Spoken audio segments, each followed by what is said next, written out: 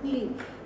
This is something which plays on everybody's mind. Ki what makes them? For instance, even in Manoj and Babli's case, it was her own brother who actually killed her. And in the other case that she's talking about, it was the father, and he's completely remorseless.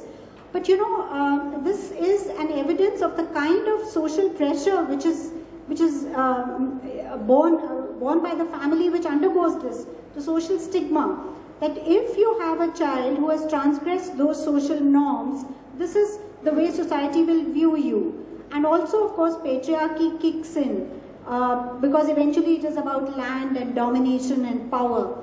So all these factors play on a family's mind, which makes them do these things.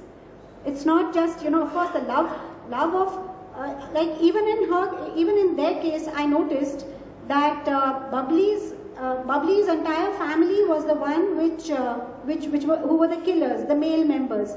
But the mother of Babli, Ompati, she had sympathy for the couple, and she probably played on her male members. She tried to prevail upon them that listen, don't kill them, because throughout this case, whenever it was playing out in the press and the media and everything, the family members made sure that Babli's mother did not come before the media, did not appear before the Women's Commission, which had gone to their village also to investigate this matter when it was blown up a lot in the newspapers, because they felt that she's the weak link and she might crumble and say, yes, I opposed it and I'm not in favor of this killing. But being a woman, she was coerced to go along with the will of the male members in the family.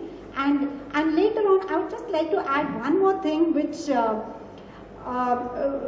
has been unexplored in this discussion so far, is the empowerment of Chhatrapati and how she gained so much confidence later on after this judgment and subsequently, that not only did she defy, there was a boycott by the Panchayat of the Zilla Parishad elections. They were boycotting it in protest against this judgment. How dare the judge even come out with a thing like this? So we will not vote for the Zilla Parishad elections.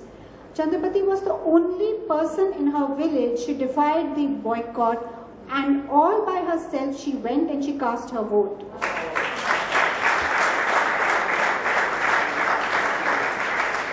Which is why she's my favorite character in the book also. And later on, after she did that, there was an election, there was a panchayat election in her village, and she stood for the election of the sarpanch. It was a reserved seat for women, and she had the support of a lot of women in that election. Most of the women gave her silent support and said that we are going to vote for you. But eventually she realized that since she is drawing so much of women vote, she might just ensure that the person whom they did not win or want to win, that person might win by default. So she withdrew and she transferred her votes to a person whom she wanted to win, and that person is today the sarpanch in her village. Thanks to her. Thank you so much. Thank you so much, ladies and gentlemen. And with this, I guess we have to call this a session. And thank you so much for being here. The panelists up on stage, Chandrasutta Das, Sameera Khan, and not to forget our Sarpanch Rajawatji and the family. A big round of applause for them. This session has just been the limelight of the day, and we've just crossed time limits a little too much than we were supposed to. The next session starts in 2 minutes, but if there's anything else that has to be discussed, can be done.